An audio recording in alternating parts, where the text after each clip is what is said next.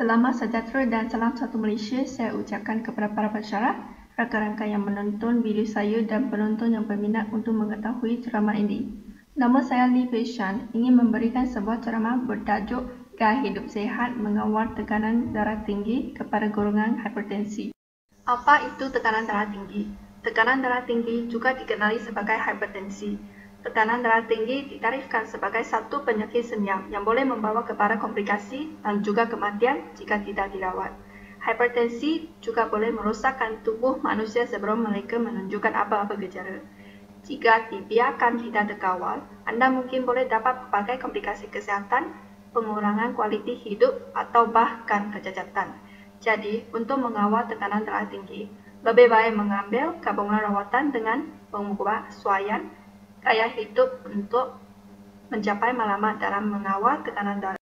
Perubahan gaya hidup mengawal tekanan darah. Saya akan membincangkan perubahan gaya hidup iaitu melakukan aktiviti fizikal dan pengambilan makanan yang sihat. Contoh yang pertama ialah melakukan aktiviti fizikal. Aktiviti fizikal merangkumi semua pergerakan badan yang menggunakan tenaga dalam kehidupan seharian seperti bekerja, bersenam dan bersukan. Aktiviti fizikal dibahagi kepada dua, iaitu aktiviti ringan dan aktiviti sederhana. Lakukan aktiviti fizikal ringan sekurang-kurangnya 30 minit sehari, manakala melakukan aktiviti fizikal sederhana sekurang-kurangnya 10 minit setiap kali. Contoh aktiviti ringan yang boleh dilakukan ialah berjalan kaki dan aktiviti renggangan. Bagi aktiviti sederhana, ialah berjalan laju, berbasikal, berenang, berani dan aerobik. Contoh yang kedua ialah pengambilan makanan yang seimbang. Pemakanan yang seimbang bermaksud setiap sajian yang diambil harus mengandungi nutrien penting, iaitu karbohidrat, protein, lemak, vitamin, mineral dan fiber. Kuantiti yang diambil haruslah mengikut piramid makanan di mana makanan yang berada di puncak piramid makanan perlu diambil dalam kuantiti yang sedikit, manakala yang berada di tapak piramid makanan perlu diambil dalam 8 hingga 12 hidangan. Golongan yang menghidapi tekanan darah tinggi dicarangkan mengurangkan pengambilan makanan yang tinggi dalam lemak tepung dan kolesterol. Di samping itu, mengurangkan tekanan. Jika pengurusan masa dengan baik, anda dapat menghapuskan tekanan dengan efektif. Hal ini kerana anda tidak perlu tergesa-gesa membuat sesuatu dalam saat terakhir.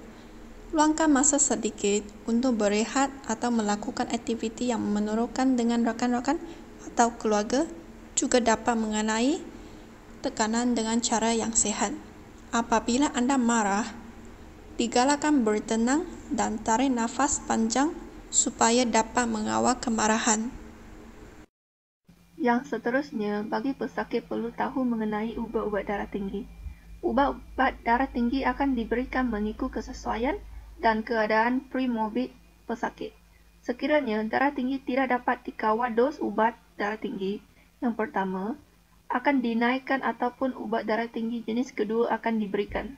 Antara ubat-ubat yang biasa diberikan adalah Betalog, Captopril dan lain-lain.